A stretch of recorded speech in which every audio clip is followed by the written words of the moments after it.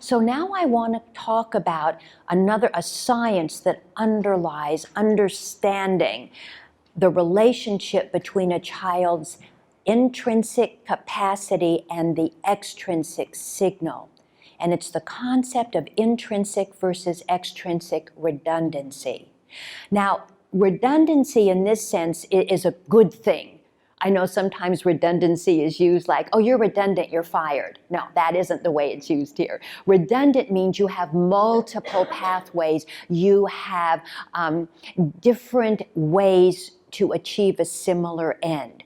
You have options. You have many ways. You know, redundant, you have 2 kidneys, luckily. Actually, it's a bit redundant. You can do okay with one, but we want redundant anatomical systems, right? We like that idea. It'd be great if we had 2 hearts. We'd like to have 2 hearts, but we have just one. Not very redundant, is it? Nah, not liver, not very redundant. 2 lungs, redundant, like that. So redundant is a good thing in this regard. So extrinsic redundancy refers to the integrity of information from outside the person. What is the sensory information outside? What is in this conversation, the acoustic data? We often look at extrinsic information as bottom-up processing. What is the sensory data, or what are the sensory data from the outside that gets up to the person's brain? That's bottom-up processing.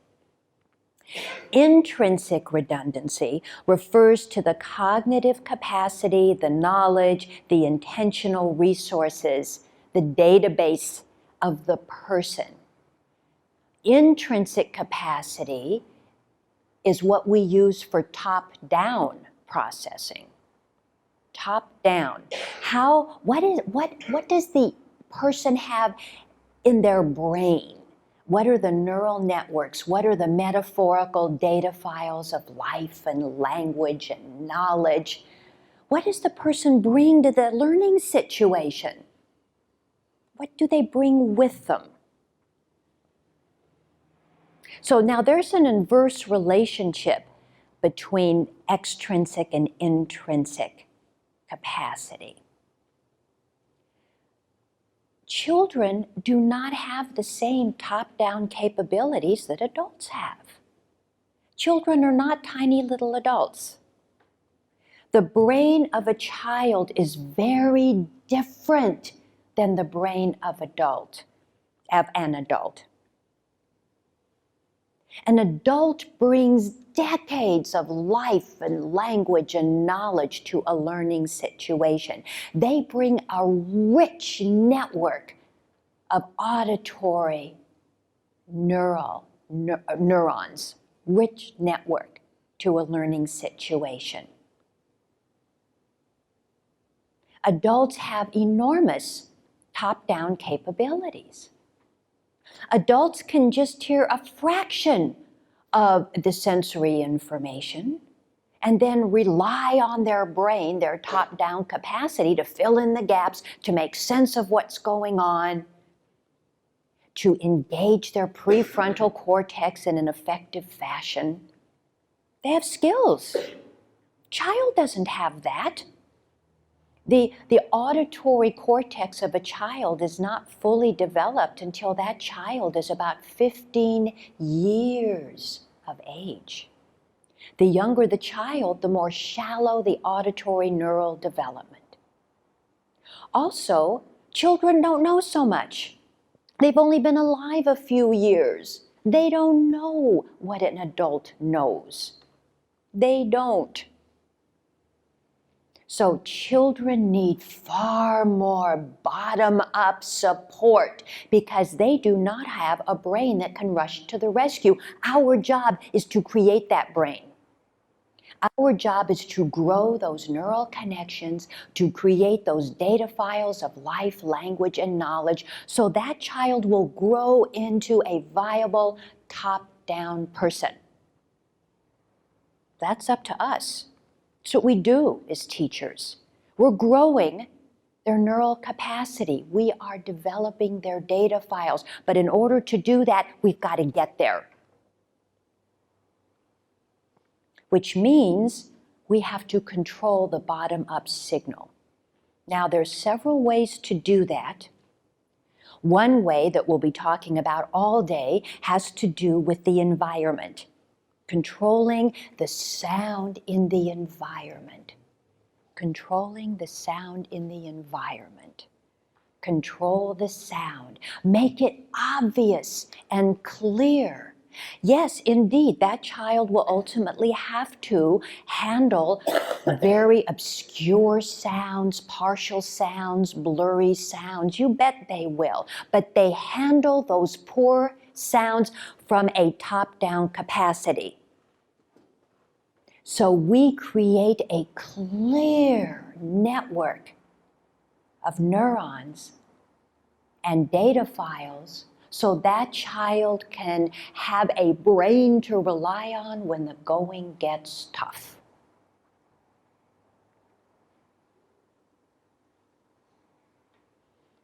The other way that we enhance the extrinsic signal is how we use our voice and our speech. Children, this is all children, can process about 120 words a minute.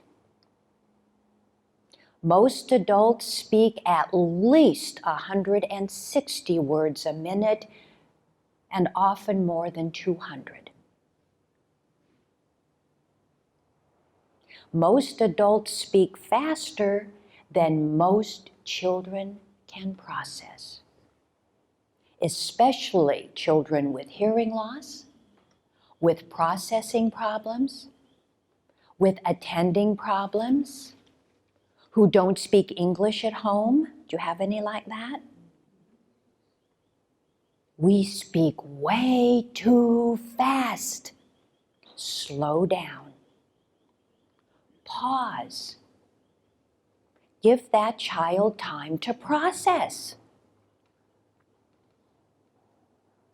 Oh, I often hear he can't remember anything. Well, we just blast that information at him like a fire hose and can't possibly even capture it all, let alone remember it. Slow down. Yeah, the child will have to process fast speech. Yes, they will. But they learn to do it when we have a strong intrinsic system. We have to create that first. We don't say, well, they have to process blurry speech, so that's what we're going to give them. That doesn't make any sense. Now, we adults know how to control our speech. We adults know that the talker and listener both have a responsibility in a communication exchange. We know that the perception, the speech perception of the listener can be improved by up to 40% if the talker uses clear speech. 40, up to 40%,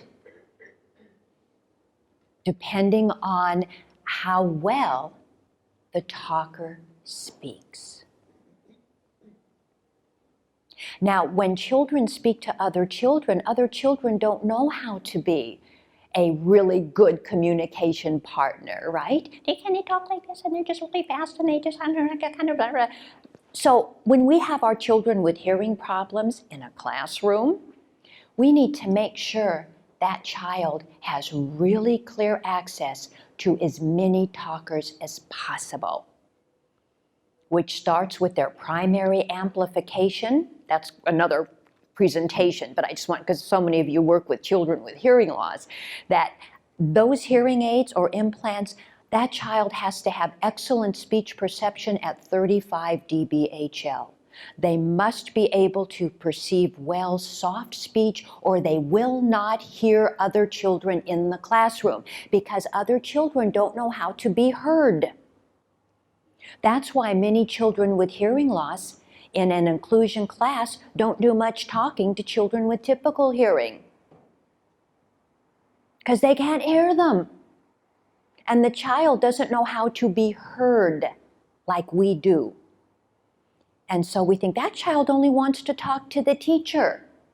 Yeah, because the teacher knows how to be heard. So we have to make sure that child's technology will allow them to hear communicators who don't know how to be heard.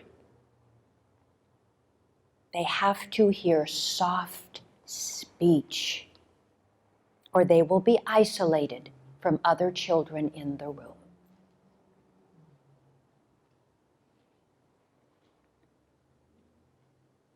So we have to, as educators and as we coach families, always be mindful of the extrinsic signal, to have it be as clear, as obvious, as intelligible as possible, so we can build that intrinsic capacity. That's why I recommend personal FMs for home use as well for children with hearing loss straight away.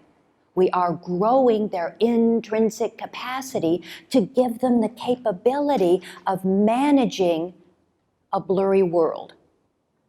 We don't start blurry and hope they'll figure it out, because they won't.